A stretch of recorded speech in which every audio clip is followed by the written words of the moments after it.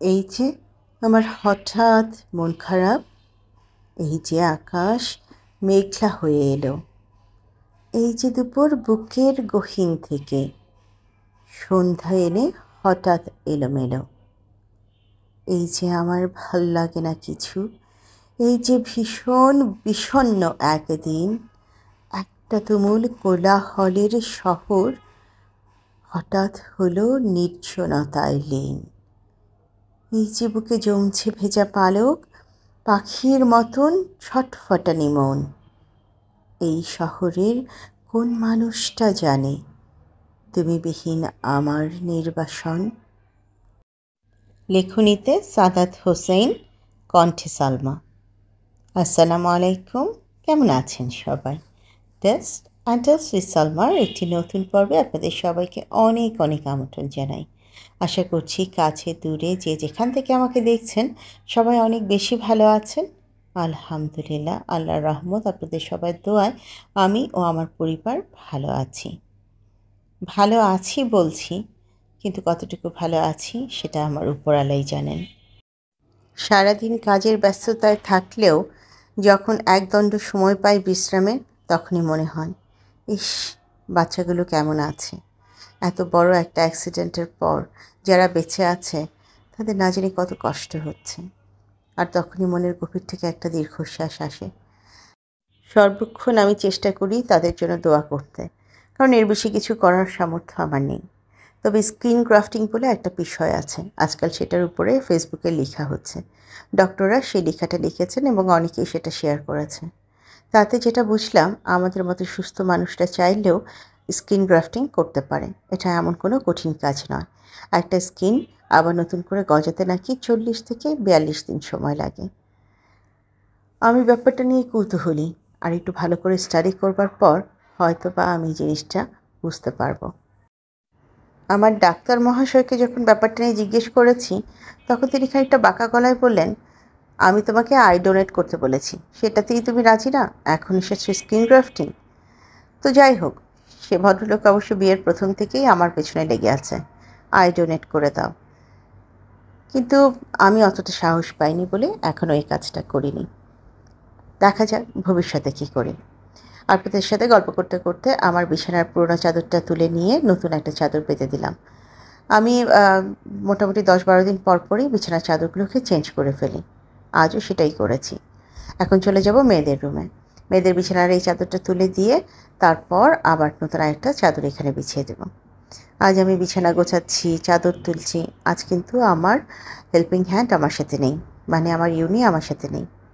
নিশ্চয়ই আপনারা অবাক হচ্ছেন, ইউনি কোথায়? ইউনি আছে, ওর শরীরটা ভালো নেই। আপনাদের সাথে ওর ব্যাপারে একটা বিষয় শেয়ার করছি। গতকালকে আমার মেয়েকে কোচিংয়ে দিয়ে ফিরবার পর আমি আমার কাপড়গুলো খুলে বারান্দায় শুকা দেওয়ার জন্য বের হয়েছিলাম। ইউনিও আমার পিছু পিছে চলে গিয়েছিল। ওর যেটা স্বভাব, ও সোজা বারান্দা থেকে কার্নিশে বের হয়ে চলে যায়, তারপর তাকে ডেকে ডেকে আনতে হয়।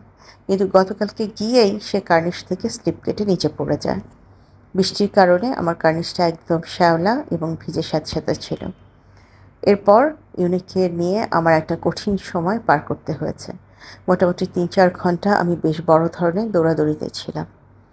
ইউনি 6 তলার থেকে পড়ে যায় দোতলার সানসেটে। আল্লাহর রহমতে ইউনির হাত পা কিচ্ছু ভাঙেনি, ইউনি ভালো আছে। ইউনি ব্যথা পেয়েছে এবং ভয় পেয়েছে, এর বেশি ইউনির কিছু হয়নি। ওকে রেস্কিউ করার পরপরই আমি ওকে নিয়ে ভেটের কাছে চলে যাই এবং সেখানে ওকে পুরোটা এক্সরে করে চেক করা হয়। তখন ভেটরা আমাকে জানায় যে ওর হাত পা একদম ঠিক আছে, ইন্টারনাল কোনো ইনজিউরি নেই, বাইরেও কোনো ইনজিউরি নেই। যা আছে সেটা হচ্ছে ওর ভয়। ও এত বেশি ভয় পেয়েছে যে ও হয়তোবা নর্মাল লাইফে আসতে ওর সময় লাগবে।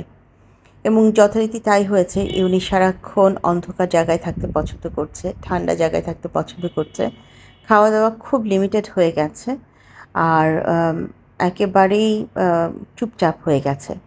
তো এই অবস্থাটা দেখে আবারও আমি ডাক্তারকে ফোন করলাম। তো তিনি বললেন এটা খুব নর্মাল, তবে খুব সাবধানে রাখবেন, 3 দিন অবজারভেশনে রেখে আবার আমাদের সাথে কন্ট্যাক্ট করবেন।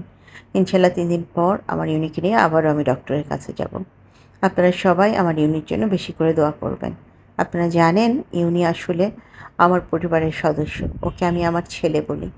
যারা আমার পুরনো সদস্য তারা জানেন ইউনিকে নিয়ে আমার অনেক বেশি পাগলামি কাজ করে। ওকে আমি কোনো অংশেই আমার ছেলে কিংবা মেয়ের চাইতে কম ভালোবাসি না। এদিকে গল্প করতে করতে মেয়েদের বিছানার চাদরটাও চেঞ্জ করে নিয়েছি। এখন ড্রেসিং টেবিলটা একটু ডাস্টিং করে ঠিকঠাক করে দিয়ে যাচ্ছি। এই পাশটায় দুদিন না আসলেই এত ধুলা জমে যায়, আর বিশেষ করে জমে যায় ইউনির লোম। তো মেয়েদের রুমটাও গুছিয়ে দিয়ে সোজা ডাইনিংয়ে চলে এলাম। সকালে নাস্তা খাওয়ার পর ডাইনিংটা ক্লিন করা হয়নি, গোছানো হয়নি। তো ডাইনিংটাকেও একটু ভালো করে পরিষ্কার করে দিয়ে তারপর আবার রান্নাঘরে চলে যাব। আসলে সকাল থেকে একা একাই সমস্ত কাজগুলো গুছিয়ে নিচ্ছি। দুই মেয়ে যার যার মতন স্কুল কলেজে চলে গিয়েছে, ডাক্তার সাহেব হসপিটালে। বাসায় আমি আর ইউনি আছি। ওর যেহেতু শরীরটা খারাপ, ও একটা কোনায় গুটিসুটি মেরে চুপ করে শুয়ে আছে। আমিও আর ওকে কোনো নাড়াচাড়া করছি না। গতকালকে থেকে আজকে পর্যন্ত একটু কম খাওয়া দাওয়া করেছে, আর সেই সাথে ওর পিপটিটাও অনেক কমে গেছে, যেহেতু ও খাচ্ছে না। তো দেখা যাক, আল্লাহ যেন ওকে দ্রুত সুস্থতা দেয়। আপনারা সবাই একটু বেশি করে ওর জন্য দোয়া করবেন। ডাইনিংয়ের এই অংশটা গোছগাছ করে দিয়ে আজকে একটু রান্নাঘরে চটজলদি চলে যেতে হবে। আমার বড় মেয়ে 1:30টার সময় আসবে, আবার ঠিক 2:10-এ বের হয়ে চলে যাবে। আসলে ঘর গোছাতে আসলে মাথায় টেনশন কাজ করতে থাকে কখন রান্নাঘরে যাব। আবার রান্নাবাড়ি এগোতে গেলে, সকাল সকাল রান্নাঘরে ঢুকে গেলে মাথায় টেনশন কাজ করে ঘর গোছানো হয়নি। এইসব ক্ষেত্রে আমি অবশ্য চেষ্টা করি যে যত তাড়াতাড়ি সম্ভব ঘরবাড়ি গুছিয়ে নিয়ে রান্নাঘরে চলে আসতে। আজকে একটা মাত্র আইটেম রান্না করব, আর আজকে যে আইটেমটা রান্না করব সেটা রান্না করার আগে আমার বুকে আমি দুনিয়ার দোয়া দরুদ পড়ে থুতু দিয়ে নিয়েছি। সেই সাথে আপনাদের সবার কাছেও এই একটা বিষয় নিয়ে একটু দোয়া চাইছি। কারণটা কি জানেন? আজকে আমি গরুর ভুঁড়ি জীবনে প্রথমবারের মতো রান্না করছি। ভুঁড়ি রান্না করছি এটা কোনো বড় ব্যাপার না। তার থেকে বড় ব্যাপার হচ্ছে, আমি লাইফস্টাইল অফ দীপাকে বলে রেখেছিলাম, খবরদার তুমি আমাকে রেখে ভুঁড়ি খাবে না, রান্না করে আগে আমাকে ডাকবে, আমরা দুজন একসাথে গরুর ভুঁড়ি খাবো। আমি সেই ব্যক্তি যে কিনা দীপাকে কোনো সময় দেয়নি গরুর ভুঁড়ি রান্না করে খাওয়ানোর মতন। তো এই ভিডিও দেখার পর আসলে দীপা আপু ঠিক কোথা থেকে আমাকে গালি দেওয়া শুরু করবে, কিংবা তার ইমোশনাল ব্লাস্ট কী ধরনের হবে, সেটা ভাবতে গিয়েই আমার গায়ের লোম দাঁড়িয়ে যাচ্ছে। এমনিতে দীপা আপু খুবই লক্ষ্মী একটা মেয়ে, সবার সাথে মিলেমিশে থাকে। কিন্তু আমরা যারা একটু বেশি কাছের, আমরা তো জানি সে ক্ষেপে গেলে কি করে না করে। ইয়া আল্লাহ, আজকে আমাকে রক্ষা করো। এই গরুর ভুঁড়ি রান্নার অংশটুকু দীপাপুর চোখে যেন কোনোভাবেই না পড়ে। সে সময় যেন তার মোবাইলের ডাটা শেষ হয়ে যায় কিংবা ওয়াইফাইয়ের কারেন্ট চলে যায়। আল্লাহ, কোনো একটা ব্যবস্থা করে দিও। আমি আর কিছু বলার সাহস পাচ্ছি না। চলুন রেসিপিতে যাই। সেটা হচ্ছে যে, আমি যেহেতু জীবনে প্রথমবার গরুর ভুঁড়ি রান্না করছি, প্রথমে একটু গোটা মশলা দিয়ে এখানে পেঁয়াজ দিয়ে ভালো করে ভেজে নিয়েছি। পেঁয়াজ, কাঁচামরিচ, লবণ দিয়ে সব কিছু বাকি মশলাগুলো দিয়ে সুন্দর করে মশলাটা কষিয়ে নিয়ে তারপর ভুঁড়িগুলো দিয়ে দেব। আর এই গরুর ভুঁড়িটা খুব ভালো করে পরিষ্কার করে দিয়েছে আমার একজন আত্মীয়। তিনি হচ্ছে আমাদের সবার পরিচিত তারাবুজি। আমার যারা রিসেন্ট ভিউয়ার তারা ওনাকে চেনেন না, কিন্তু আমি যখন বিদেশ থেকে এসে 2 মাস আমার বাবার বাড়িতে ছিলাম, তখন তারাবুজিকে নিয়ে আমি বেশ কয়েকটা পর্ব করেছি। আমার পুরনো যারা ভিউয়ার তারা ওনাকে চেনেন। তো তারাবুজি আমাকে এটা খুব ভালো করে পরিষ্কার করে দিয়েছে, এবং আমার খালাও খুব ভালো করে পরিষ্কার করে 3-4 বার গরম পানিতে সেটাকে ভালো করে ধুয়ে টুয়ে তারপর আমাকে রান্নার জন্য রেডি করে দিয়েছে। তো আমি এখানে আসলে সব মশলা টশলা ভালো করে কষিয়ে নিচ্ছি। মশলা বলতে আমি এখানে দিয়েছি আদা বাটা, রসুন বাটা এবং অল্প একটু মরিচ বাটা। আমি আস্ত মরিচও দিয়েছি, সেই সাথে একটু মরিচ বাটাও দিয়েছি। একটু ঝাল ঝাল হলে হয়তো বা খেতে ভালোই লাগবে সেই জন্য। আর এখানে গুঁড়ো মশলাগুলোর মধ্যে যাচ্ছে হলুদ গুঁড়ো, এছাড়াও মরিচ, ধনিয়া, জিরা গুঁড়া এবং শিশিরের কাছ থেকে নেওয়া একটা স্পেশাল গুঁড়া মশলা আছে, সেই স্পেশাল গুঁড়া মশলাটাও আমি এখানে অল্প একটু অ্যাড করে দিয়েছি। তারপর খুব ভালো করে এই মশলাগুলো কষে গেলে আমি এখানে ভুঁড়িটা যে পরিষ্কার করে রেখেছি সেটা অ্যাড করে দেব। মশলা কষানো হতে হতে আমি আরও 2-3 বার এই গরুর ভুঁড়িটা ভালো করে গরম পানি দিয়ে ধুয়ে নিলাম। কারণ যতই খালারা ধুক না কেন, যাই করুক না কেন, নিজের হাতে 1 বা 2 বার না ধুলে আমার আসলে কোনো মাছ মাংসই খেতে ইচ্ছে করে না। তো এখানে গরুর ভুঁড়িটা দিয়ে ধীরে ধীরে অল্প আঁচে এটাকে আমি কষানো শুরু করছি, এবং এটা প্রথমবার কষানোটা আমি অল্প আঁচে ধীরে ধীরে কষানোর পর তারপর আবার পানি দিয়ে রান্না করব। কিন্তু তারপরেও আমার গরুর ভুঁড়ি রান্নায় আরও কিছু সমস্যা আছে, সেগুলো আমি আপনাদেরকে পরে বলছি। আমি যখন এটা খেতে বসেছি তখন টের পেয়েছি যে আমার এই গরুর ভুঁড়ি রান্নায় কোথায় সমস্যা আছে। এই যে ভুঁড়িটা দিয়ে আমি ভালো করে এটাকে প্রথমে অল্প আছে কষিয়ে নিব, তারপর বেশ ভালো পরিমাণ পানি দিয়ে সেটাকে আবার আমি দ্বিতীয়বার কষিয়ে নিয়েছি। এটা একদম লাস্টের দিকের অংশ, আমি পুরো টাইমটা সেভাবে আপনাদের সাথে শেয়ার করতে পারিনি, কারণ এটাকে বসিয়ে রেখে ডিম আছে বসিয়ে রেখে আমাকে চলে যেতে হয়েছিল আমার ছোটো মেয়েকে স্কুল থেকে আনতে, বড় মেয়েকে কোচিং থেকে আনতে। আমি যদিও অনেকটা পানি দিয়ে ডিম আছে দিয়ে বের হয়ে চলে গিয়েছিলাম, যেটা খুব রিস্কি একটা কাজ, বাসায় কেউ ছিল না, কিন্তু উপায় নেই, মাঝে মাঝে নিরুপায় হয়ে এই ধরনের কাজ আমাকে করতে হয়। আল্লাহ তাওয়াক্কাল তো আল্লাহ বলে আমি বের হয়ে চলে যাই। তো আজও তাই করেছি। আমি অনেকটা পানি দিয়ে গিয়েছিলাম, এসে দেখি মোটামুটি অনেক পানি শুকিয়ে গিয়েছে। তারপরে এবার আঁচটা বাড়িয়ে দিয়ে রান্নাটা শেষ করেছি।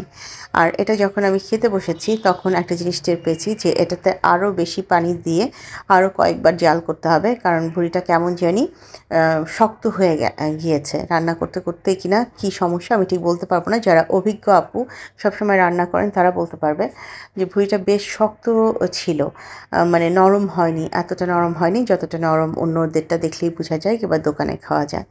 তো যাই হোক, আমি প্রথমবারের মতো চেষ্টা করেছি, যা পেরেছি যতটুকু পেরেছি সেটাই আপনাদের কাছে শেয়ার করে দিলাম।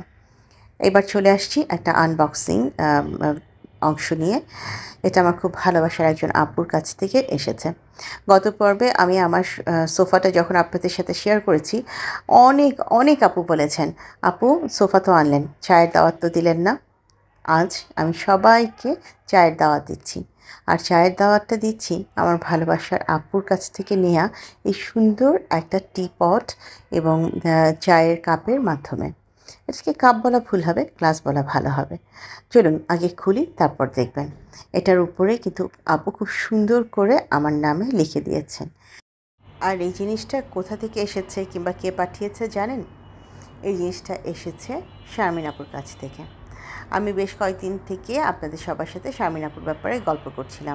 গত মাসে আমি এবং দীপা আপু গিয়েছিলাম শারমিন আপুর বাসায়। সেই সময় চোখে পড়ে শারমিন আপুর খুব সুন্দর একটা কেতলি।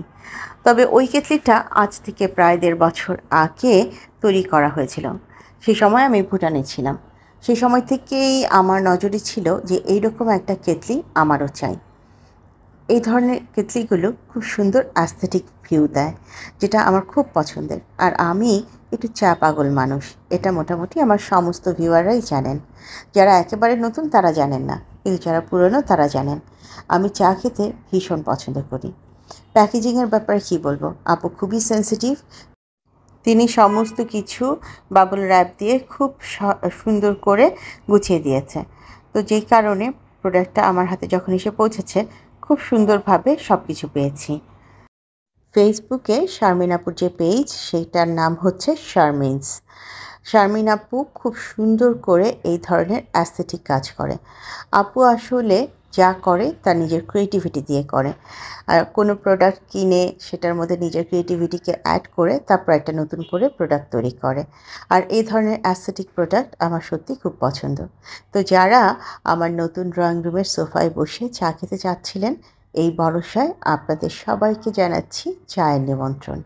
এই নিমন্ত্রণ কিন্তু উপেক্ষা করা ঠিক হবে না। সবাই চলে আসুন, আমরা একসাথে শারমিন আপুর কাছ থেকে নেওয়া এই প্রোডাক্টে চা খাবো। আর শারমিন আপু, তোমাকে জানাচ্ছি হৃদয়ের থেকে, অন্তর থেকে অনেক অনেক ভালোবাসা। আমি তো তাকে মুখের কথায় ভালোবাসা জানিয়েছি, সে আমাকে কি দিয়েছে জানেন? এগুলোর সাথে খুব সুন্দর আরেকটা গিফট এবং খুব সুন্দর একটা ভালোবাসার চিরকুট। চিরকুট পাই না বহুদিন, সেই টিনেজে অনেক আগে মাঝে মাঝে পেতাম। এতদিন পর আবার একটা ফিতায় বাঁধা চিরকুট পেয়ে মনের ভিতরে খুকি খুকি ভাব উকিঝুঁকি দিচ্ছে।